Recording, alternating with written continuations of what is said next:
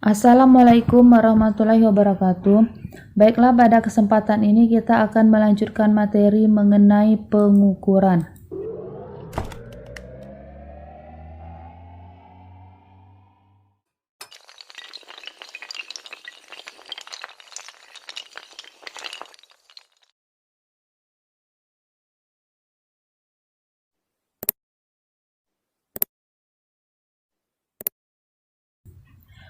Pengukuran itu sendiri didefinisikan sebagai kegiatan mengukur suatu benda dengan membandingkan antara nilai besaran pada benda dan nilai besaran pada alat ukur. Yang pertama, pengukuran besaran panjang. Alat untuk mengukur besaran panjang ini yang pertama yaitu jangka sorong. Ini merupakan gambar jangka sorong. Adapun bagian-bagian dari jangka sorong ini, yang pertama rahang tetap, yaitu rahang yang tidak bisa digeser. Kemudian ada yang namanya rahang sorong, yaitu rahang yang bisa digeser-geser, bisa maju dan bisa mundur.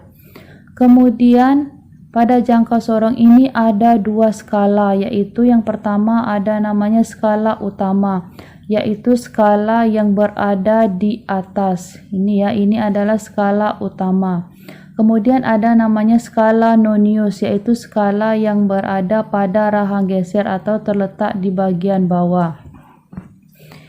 Adapun kegunaan dari jangka sorong ini sendiri, yang pertama untuk mengukur diameter dalam lingkaran, yaitu dengan menggunakan rahang bagian atas ini. Contohnya kita ingin mengukur diameter dalam cincin. Selanjutnya untuk mengukur diameter lingkaran luar. Kemudian yang ketiga untuk mengukur kedalaman benda. Pada saat untuk mengukur kedalaman benda ini, rahang sorong ini bisa kita geser maju ataupun mundur. Semakin kita geser ke arah kanan, maka alat yang digunakan untuk mengukur kedalaman benda ini akan semakin bertambah panjang, yaitu sesuai kedalaman benda yang ingin kita ukur. Nah, ketelitian dari jangka sorong ini adalah 0,01 cm. Nilai ketidakpastiannya yaitu setengah dari nilai ketelitian, yaitu setengah dikali 0,01 cm, yaitu 0,005 cm. Nah, bagaimana cara membaca hasil pengukuran pada jangka sorong? Nah, yang pertama, misalnya kita ingin membaca hasil pengukuran ini, kita tentukan dulu skala utama. Skala utama tadi adalah skala yang di atas, patokannya itu adalah pada 0 ini ya. Jadi garis skala antara 2 sampai 3 ini ada 10, maka 0 ini terletak di 2,1 cm.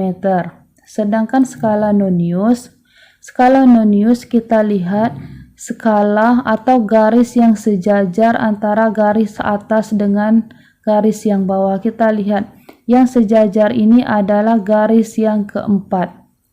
Ini ya, sejajar antara garis atas dan garis bawahnya, yaitu 4 dikali dengan ketelitiannya 0,01 cm. Hasilnya 0,04 cm. Maka hasil pengukurannya yaitu skala utama ditambahkan dengan skala nonius. Maka hasilnya yaitu 2,1 cm ditambah 0,04 cm sama dengan 2,14 cm. Sedangkan pengukuran jangka sorong yang dilaporkan adalah karena ketidakpastiannya ada 3 angka di belakang koma, maka hasil pengukuran ini juga dibuat 3 angka di belakang koma, yaitu dengan menambahkan 0. Jadi 2,140 plus minus 0,005 cm. Kemudian selanjutnya alat ukur besaran panjang yang kedua yaitu mikrometer sekrup. Mikrometer sekrup ini berguna untuk mengukur ketebalan dan diameter luar benda. Ini ya gambar dari mikrometer skrup. Nah, ini juga ada pada mikrometer skrup ini rahang tetap, yaitu rahang yang tidak bisa digeser. Selanjutnya rahang geser, yaitu rahang yang bisa digeser. Ini selubung putar, jadi ini bisa kita putar-putar sesuai dengan besar kecilnya benda. Sama ya, skala utamanya di bagian atas. Nah, bedanya skala Nonius, kalau jangka sorong tadi kita lihat garis sejajar atas dengan bawah. Kalau pada mikrometer skrup ini kita lihat garis sejajarnya yang di samping. Nah, kita lihat dulu ketelitiannya. Ketelitiannya sama dengan jangka sorong 0,01, tapi satuannya yang berbeda. Kalau jangka sorong tadi sentimeter, pada mikrometer skrup ini adalah milimeter. Ketidakpastiannya yaitu sama setengah dari ketelitian, yaitu 0,005 mm. Nah, cara mencari hasil pengukuran pada mikrometer skrup sama, kita cari dulu skala utama. Lihat skala utamanya, angka terakhir di sini ada 3. Tapi setelah angka 3 ini ada garis di bawah. Garis di bawah ini bernilai 0,5. Maka hasilnya yaitu 3 ditambah 0,5 yaitu 3,5 mm. Nah, seandainya tidak ada garis di bawah ini, maka nilainya hanya 3. Ingat itu ya, kalau ada garis di bawah ditambah 0,5, kalau tidak ada garis di bawah, lihat angka yang terakhir saja. Kemudian ada skala Nonius. Nah, kita lihat garis yang sejajar dengan yang samping. Ini ya, yang sejajar kita lihat. Angka di bawah ini ada 30, di atas ada 35, berarti dia naik ya, 30, 31, 32, 33. Jadi skala Noniusnya 33 tetap dikali skala terkecil, yaitu dikali 0,01 mm. Hasilnya 0,33 mm. Hasil pengukuran yaitu skala utama ditambah skala Nonius, yaitu 3,5 ditambah 0,33, hasilnya 3,83 mm. Jadi pengukuran yang dilaporkan yaitu, karena ketidakpastiannya tadi 3 angka di belakang koma, maka hasil pengukurannya juga dibuat 3 angka di belakang koma, yaitu 3,830 plus minus 0,005 mm. Selanjutnya, untuk mengukur besaran panjang yang ketiga adalah penggaris. Nah, kalau penggaris ini kalian pasti sudah tahu semua nak ya, untuk menggunakannya bagaimana. Skala terkecil pada penggaris ini 1 mm, ketidakpastiannya juga setengah dari skala terkecil, yaitu 0,5 mm atau 0,05 cm.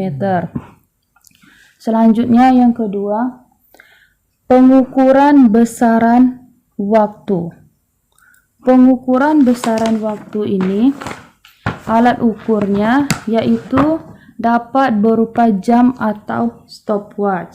Jam kalian sudah tahu semua. Nah, stopwatch ini ada 2. Yang pertama ada stopwatch analog dan yang kedua ada stopwatch digital. Stopwatch digital ini kita bisa langsung membaca pada layar stopwatchnya.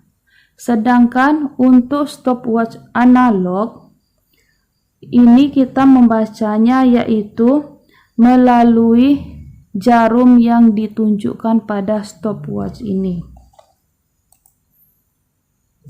Kemudian yang selanjutnya yaitu pengukuran besaran massa. Nah, pengukuran besaran massa ini dapat dilakukan menggunakan neraca atau timbangan.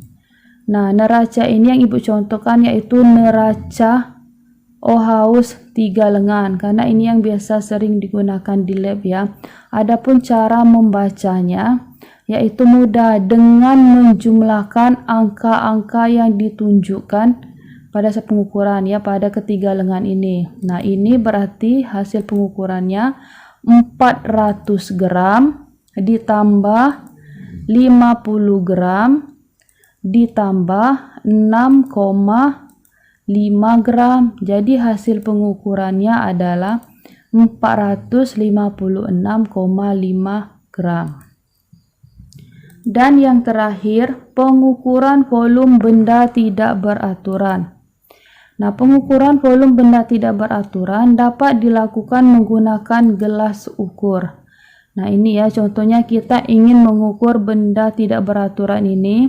Ini ada di dalam gelas ukur ini cairan yaitu berisi 25 cm pangkat 3. Coba lihat ini, jadi cairannya sebelum benda ini kita masukkan, cairannya setinggi atau jumlah cairannya yaitu 25 cm pangkat 3. Kemudian kita masukkan benda ini sehingga cairannya menjadi 35 cm pangkat 3.